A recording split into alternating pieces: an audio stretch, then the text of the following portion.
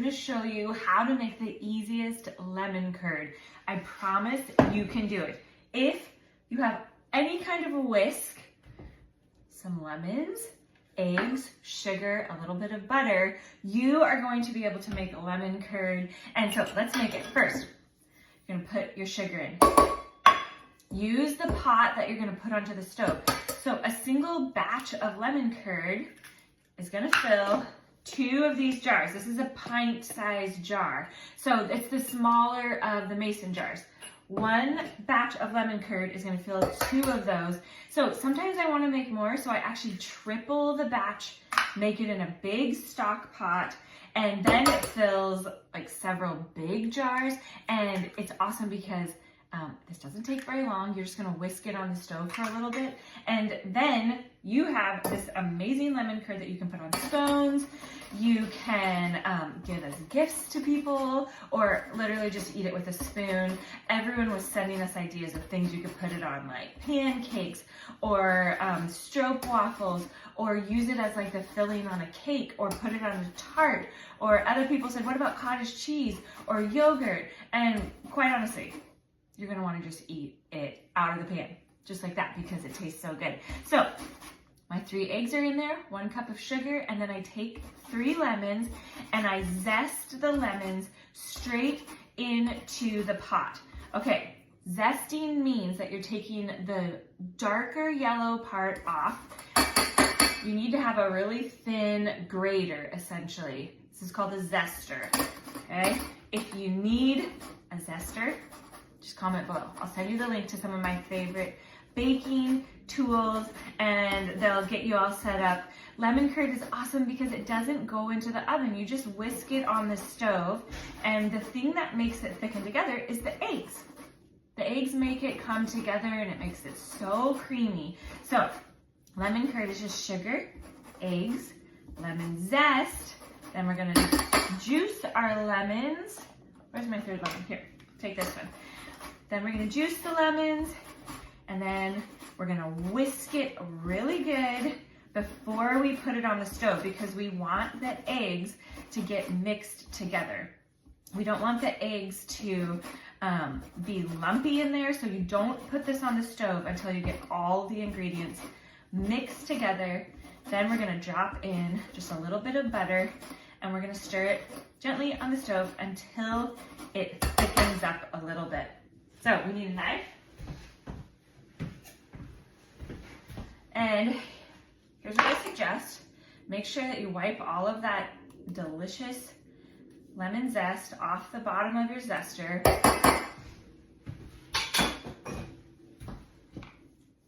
Juice your lemons either through a mesh, a little fine mesh sieve, or juice them into a separate cup, and then put your juice into this mixture. The main reason is that lemons have seeds, and you don't want to have seeds in your lemon curd. So I just juice it through, and then if any seeds come out, they go into my sieve, or my little fine mesh strainer. You could use a tea strainer if you have it. You just need something that's gonna make sure the seeds don't go into your lemon curd, because that is not fun to bite into. So I'm going to do my next lemon. So all the lemons that we zested, 3 lemons, we are also gonna squeeze the juice out of, because we want nice, zesty lemon curd. It's sweet, but it's also so tart. I was eating it on a scone yesterday thinking, I just wanna eat spoonfuls of it out of the container. And I might just do that. Or you can put it on ice cream. I like the idea of putting it as like the filling for a cake. I was also thinking a tart, maybe with like a shortbread type crust, and then we can put a custard and then some lemon curd on it and top it with fresh berries. Yum, yum, yum. Okay, so I got all my juice in there, and now I'm gonna whisk. And if you have a hand mixer, like an electric hand mixer, you could use that too. This whisk I feel like does the job. I actually really love it because it sits flat on the bottom of the pan. And so my goal is to whisk it until the sugar is incorporated.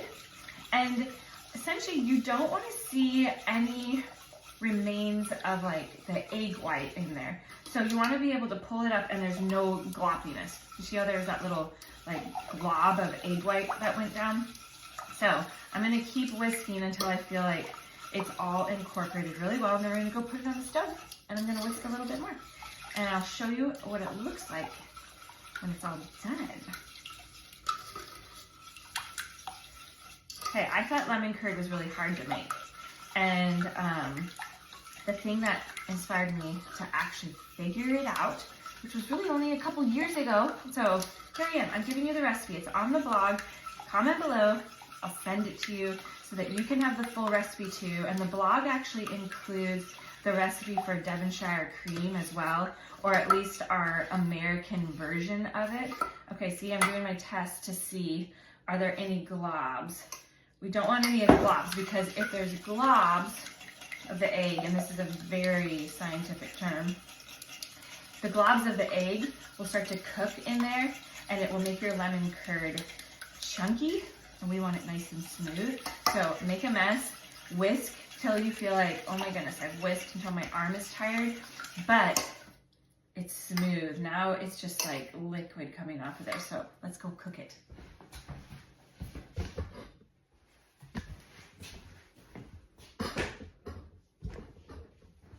So we'll get it on here. And I'm just putting it on like medium heat. I'm gonna whisk it pretty consistently. You don't have to be going really fast, but I feel like maybe there's another glob there. I don't want any globs.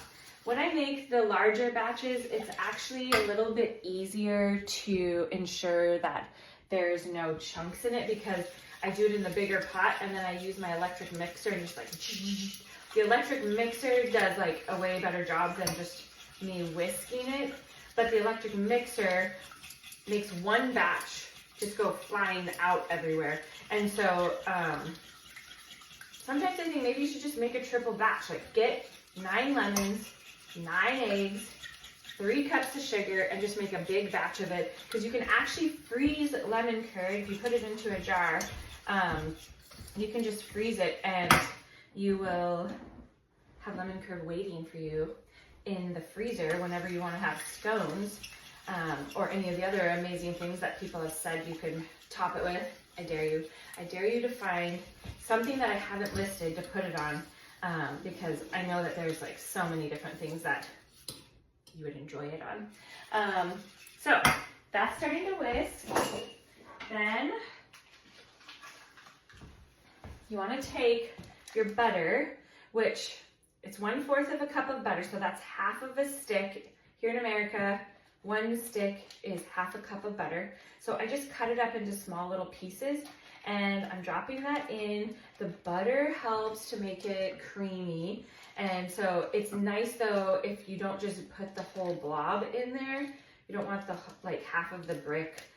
Cut it up because it will be easier for you to whisk it in. And honestly, this is the thing that takes the longest is just being patient for it to come up to temperature. And typically it takes about a minute once all of your butter has melted. So put your butter in, give it a stir. The whole thing is getting warm. I'm gonna get a spoon.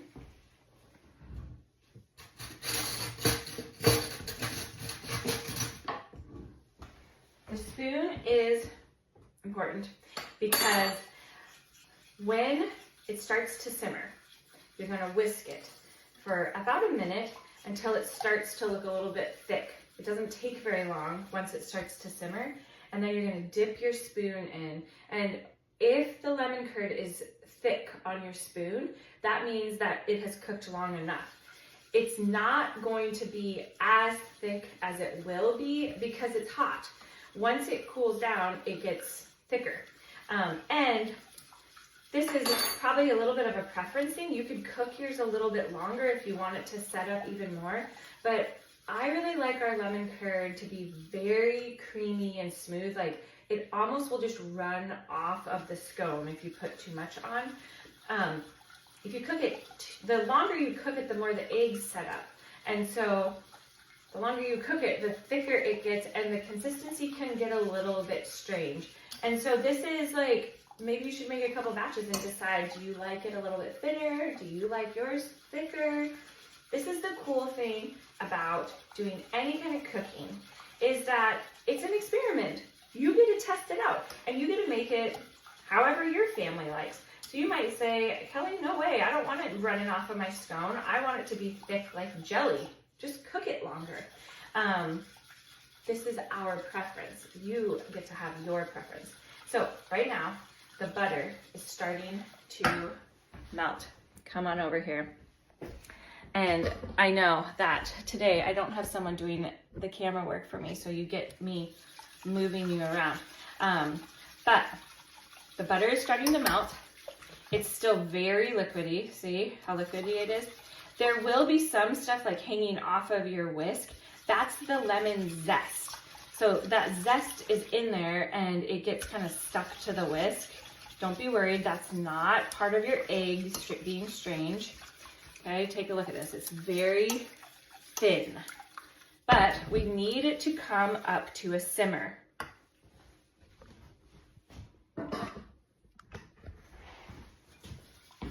Once it comes up to a simmer, that's when it starts to get thick. So we're just waiting.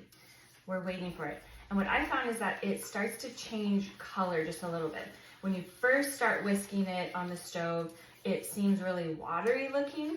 As it starts to cook, it starts getting creamier color.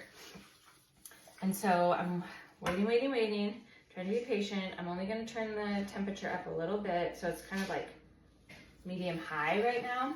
Once you get to this point where the butter is all melted, you want to keep whisking it. Don't walk away from it at this point, because once those eggs start cooking, it will stick to the bottom of your pan.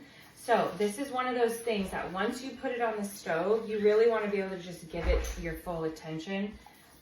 Whisk it occasionally, let the temperature come up, and then we can think of more things that we want to put lemon curd on. And when I make a single batch like this, I look at it and think, that is not nearly enough. It's gonna last like one breakfast for 5 of us. Oh, you can put it on pancakes, waffles. My kids told me they didn't think they liked it on toast. But you can taste it out on anything. I have so many more lemons in the bowl, but I wanna show you how to make our lemon rhubarb spritzer, which is so delicious, which honestly all you do is squeeze the lemons, and then you need rhubarb simple syrup. If you don't have a rhubarb, you can make simple syrup with just sugar and water, but you can also make simple syrup infused with any fruit concoction that you come up with, or making it with lavender is so beautiful. We have a huge patch of fresh lavender right now, so I guess you gotta tell me, do you want to see how to do the rhubarb simple syrup, which is really not very fancy? You just mix sugar and water in a pot, and you throw chopped rhubarb up, and you let it simmer and steep, and that is how you make rhubarb simple syrup. It's so simple. Lavender simple syrup, there's a trick. So maybe I will have to show you how to do that, because if you don't do the trick with the lavender simple syrup, it will turn brown instead of staying pink, and you will be disappointed. It will still taste good, but it will not be as beautiful as the like pink hue simple syrup. But we'll do that another day. Okay, it's starting to change. It's starting to get just a little bit thicker. I'm gonna let it go a little bit longer, and then I will show you how it sticks to the spoon. Because if you can scrounge up some lemons, you can make this right now, and then you would have the most delicious lemon curd to drizzle over ice cream or scones in the morning or pancakes or whatever you decide to put it on. Okay, gonna taste it. It's ready. See how it sticks to the spoon? This is what it means when a recipe says Does it stick to a spoon? This is what it looks like. So our lemon curd is ready.